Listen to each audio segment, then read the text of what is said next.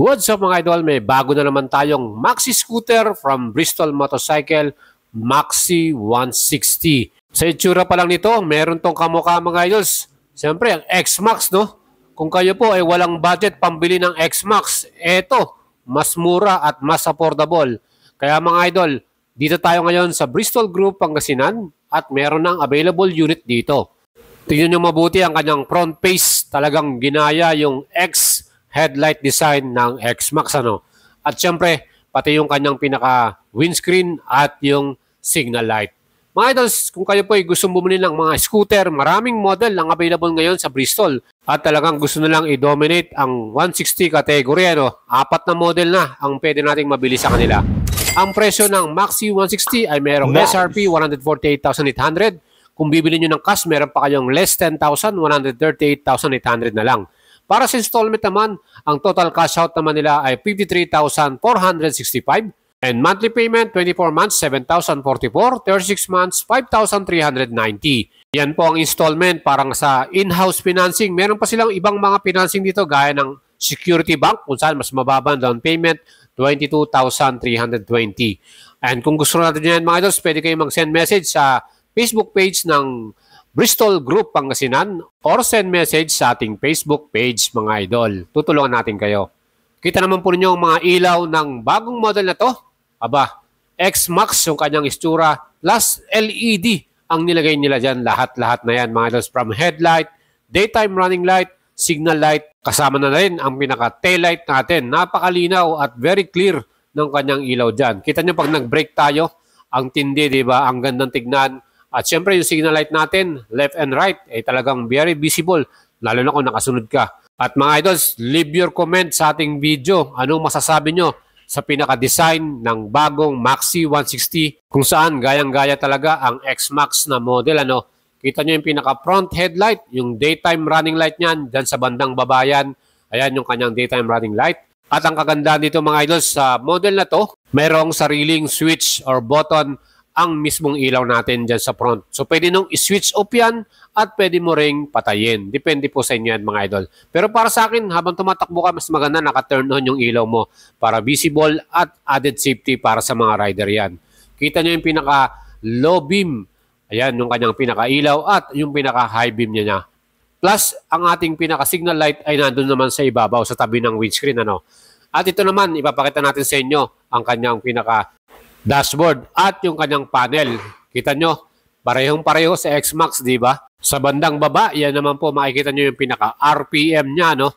At nandyan din yung mga indicators gaya ng traction control, kung naka-switch on or switch off, engine, at yung kanyang ABS, plus yung kanyang idling stop and start na indicator. Sa bandang ibabaw naman, nandyan yung kanyang pinaka-fuel gauge, at ang kanyang speedometer. Plus yung trip meter nito. Mga idol, yung clock niya nandiyan sa bandang baba naman. So yan po yung ating pinaka-display. Colored siya, no? At mas kita natin, mas visible. Very clear yung information para dito sa ating display ng Maxi 160.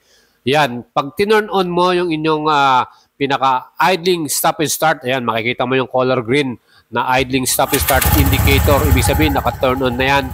At pakinggan naman natin ang pinaka-actual exhaust sound itong muffler natin para dito sa Maxi 160. Ayan po, yan yung kanyang tunog. Ano. Siyempre, itong bagong model na to ay talagang yung muffler design niya almost the same din ng X-Max. Ano. Plus, ang kanyang meron siyang cover na plastic dyan. Hard plastic yung naka-cover na yan para sa hindi mapasok yung ating passenger pagka umaangkas. Ano. Ang kagandahan dito, ayan, meron tayong side stand cut-off switch.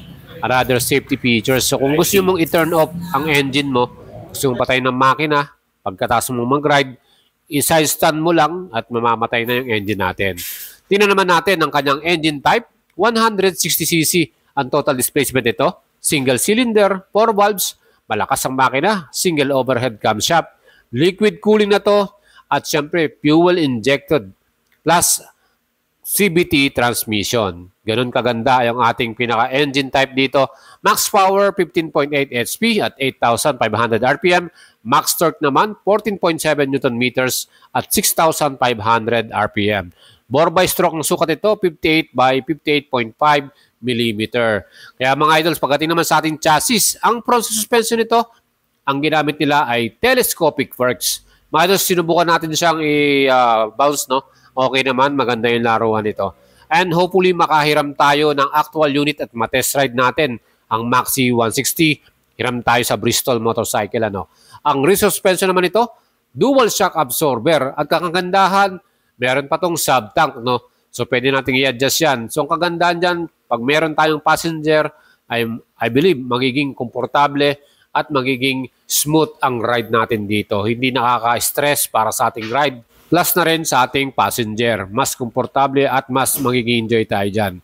Front brake natin, ang stopping ability nito, naka-round disc ang kanyang front brake, 1 piston caliper at equipped ng anti-lock braking system. At yan ang features na hinahanap natin ngayon sa mga bagong lumalabas na mga model. Pag merong ABS, solid na solid para sa ating safety yan. Well mga idols, kita naman po ninyo, no? Malaki din yung kanyang disc brake na nilagay. At hindi lang yan, with ABS, confident ka lagi pa nag-stop ka. Pagdating naman sa rear brake nito, naka-wavy disc naman ang kanilang nilagay na disc brake at naka-single piston din ito, equipped din ng anti-lock braking system. O diba, stopping ability talagang maganda para sa model na to. No? At syempre meron din tong traction control na pwede rin nating i-turn on at i-turn off. Depende na rin sa atin. Pagdating naman sa design ng kanyang wheels, okay din ang kanyang style. Cast alloy wheel to, 5-spoke. At ang brand na ginamit nila ditong tires ay CST tire. May sukat sa harapan na 110/70 by 13 inch. At ang gulong nito ay tubeless din. Sa likuran naman, ang ginamit nilang size ay 130/70 by 13. Tubeless din ito. So mas wider ang tire natin sa likuran. At ang model nito parehong same size ang kanilang gulong na nilagay. 13 inch sa front at 13 inch naman sa likuran. Mga idol, ano masasabi nyo dyan? Siyempre, pagdating naman sa dimension, ang sukat ng scooter na to ay merong wheelbase na 1,400 mm. At ang length niya ay 1,980 with 762 at height 1,335 mm naman mga idol. Kung titignan nyo po, hindi siya ganun kataba, medyo slim siya tignan kumpara sa ating mga ibang model gaya ng Fortress 160 at ADX 160 mga idol. Anong masasabi nyo dyan? Siyempre, ground clearance naman, 130 mm ang sukat nito. Saktong-sakto lang yan, pang city ride. At tingnan naman natin yung kanyang upuan. Talagang makapal yung kanyang foam na ginamit. At quality din yung kanilang seat cover na nilagay dito. May stitches pa yan mga idol. Tingin ko komportable para sa rider at even sa ating mga passenger or yung ating kasama. Kaya mga idols, meron din tong split type na pinaka-grab bar sa likuran. So buksan naman natin ang upuan nito at dito sa loob, tingnan natin yung kanyang pinaka-luggage compartment. So mga idol, dahil meron siyang malaking battery na nasa harapan yung kanyang pinaglalagyan, ayan, so nakita natin medyo lumiit yung kanyang luggage compartment. So sukatin natin to, tingnan natin kung pwede ba rito ang full face helmet or half face. Well, madadala natin yung mga iba pa nating mga personal belongings gaya ng kapote or may mga daladala tayong ibang gamit. Pero sana mas malalim, mas maganda. So sinubok natin tong full face helmet natin na Axor helmet. Siyempre hindi naman siya kasya talaga kasi nga mababaw siya. Pero kung lumalim yan, I believe kakasya tong Axor helmet natin dito. So ito po ay nilagyan din nila ng maintenance-free battery para sa easy maintenance at madaling palitan din. Siyempre, pagdating naman po sa ating fuel cap or fuel capacity, yung tangke nito ay may total gas volume naman na 13 liters. So marami tayong may kakarga. Again, sa average consumption, hindi pa ito final pero nakikita natin 40 to 45 km per liter to. At siyempre, sa magiging actual ride dito, matitest natin kung ilan ba talaga ang magiging konsumo natin sa gas dito. May mga bulsa rin to. So sa harapan, meron tayong small compartment dyan. Sa left side, nandyan yung USB port charger sa loob niya. So pwede na natin iwan yung cellphone natin, i-charge natin dyan. At ang kagandahan dahil merong cover, safe yung ating cellphone, hindi mababasa. Sa right side, meron din tayong compartment dyan. Ayan, so yan, pwede mong buksan ng agad-agad dyan. Pero yan, medyo ikaliitan lang din yung compartment. Pero at least meron tayong malalagay ng mga personal na gamit natin. Kagandahan dito sa model na to, Maxi 160, Meron tong keyless system. Gayang-gaya din nila yung style nung pinaka-keyless ng X-Max, ano. At meron pa silang manual key. So yan, buksan mo lang yung pinaka nandyan, tapos ilagay mo yung pinaka-manual key natin. So ayan mga idol. Alright, so pwede na natin i-turn on ito. Ang kagandahan, meron siyang backlit na color blue, ano. So may ilaw.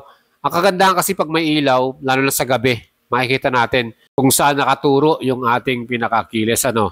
Again mga idol, ang handlebar nito ay talagang maganda rin, upright position. At ang kagandahan pa dyan, yung lever niya, adjustable mga idol. Pwede mong patigasin, palambutin.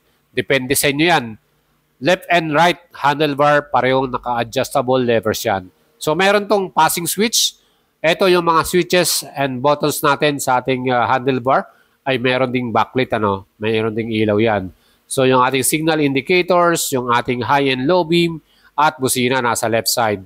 So yan po mga idols, yung ating pinaka handlebar ay talagang quality din.